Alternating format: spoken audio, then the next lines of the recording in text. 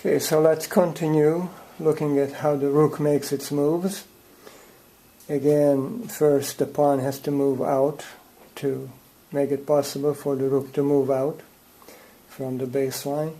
Of course, it can move from other spots, but let's look at it here first. If it moves out, it can start on a diagonal, but then it will have to turn onto a horizontal file. Now let's say, for example, that it moved out here. Let's say moved here. Now, of course, first I'd like to point out that I'm only recording the right side of the board because I can get the left side together with the right side into the picture. But on the left side, you would see exactly the same pieces as you see right of the king. So there are 2 queens, 2 bishops, 2 knights, and 2 rooks. Okay, so back to the rook. If I moved out here, and supposing that there are still pieces here, so this is not a check, but anyway, that's not the point I am trying to make here. We are looking at how the rook makes its moves. Let's say black continues by coming out with this knight. This rook, if it wanted to move again, it could move on a horizontal, but it would have to stop on the horizontal as well.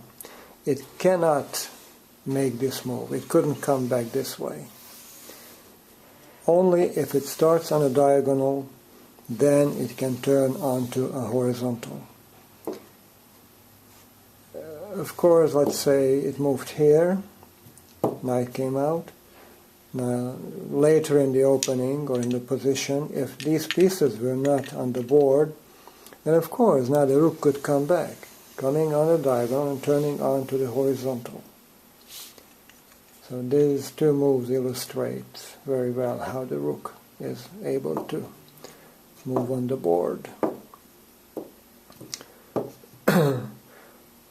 Okay, I'll take this pawn off for this example. Let's say this pawn moves out of the way of the rook. Now the rook is facing the king on the diagonal, but this is not a check.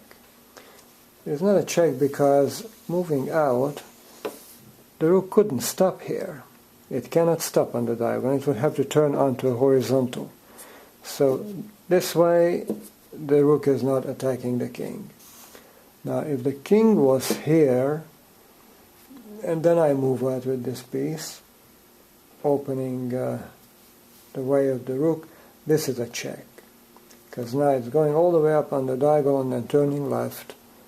If that was another piece, it could take it off. For example, it could take the queen off if it was turning right. Of course, in this position it's a check, so that's what black would have to worry about. Black could defend against this check very easily by moving back onto the diagonal. And it's no longer a check. Of course, there are other defenses as well. This pawn, for example, could move out to block the way of the rook on the diagonal. Or this other pawn could move out here, same defense. Or the queen could come out here or even move there. Let's look at it here. And this is not only defending against the check, it is now also attacking the rook. At the same time, the rook is not attacking the queen, of course, because it couldn't stop here. It would have to turn on to a horizontal. So if it cannot stop here, it cannot take the queen off. Of course, the queen on the next move would be more than happy to take this rook off, even if these 2 pieces were not here, and then the queen could take the black queen off the board. The black queen would be more than happy to do this exchange because the rook is much more valuable than the queen. But perhaps the 2 queens equal a rook, or perhaps a little more than equal the rook. Okay.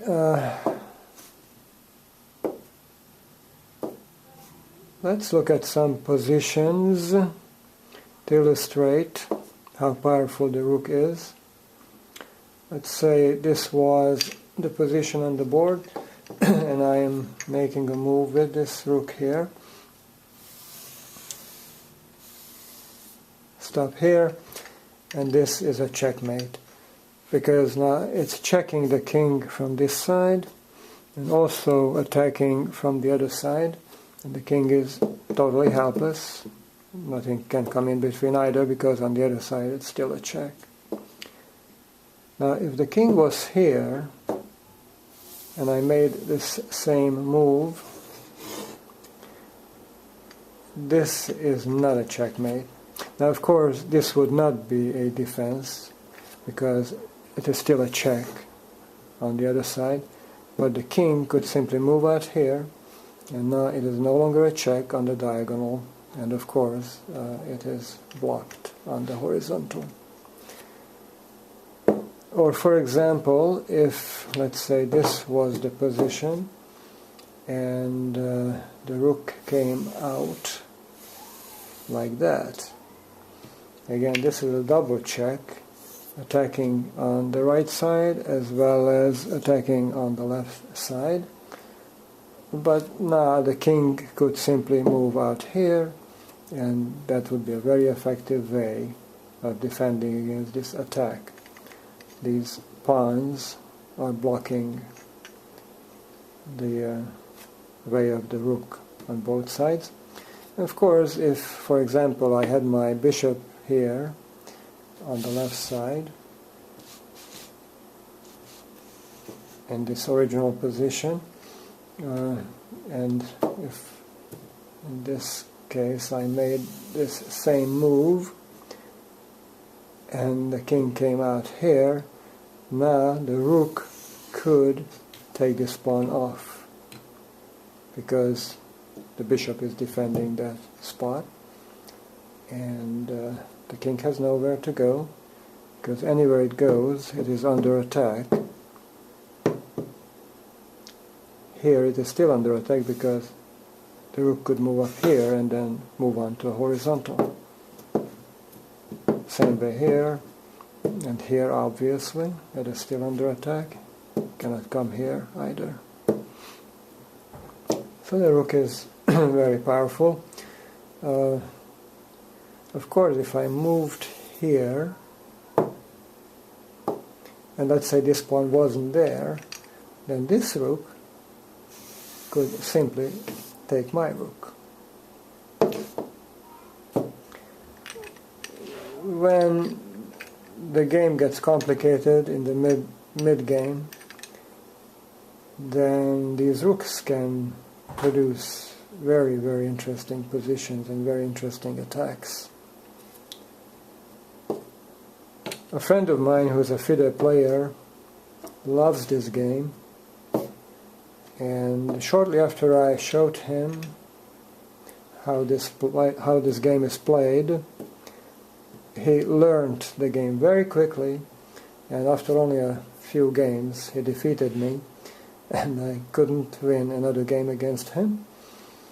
And he pointed out that any good chess player, a master or grandmaster, would be a very good player in Z-chess as well.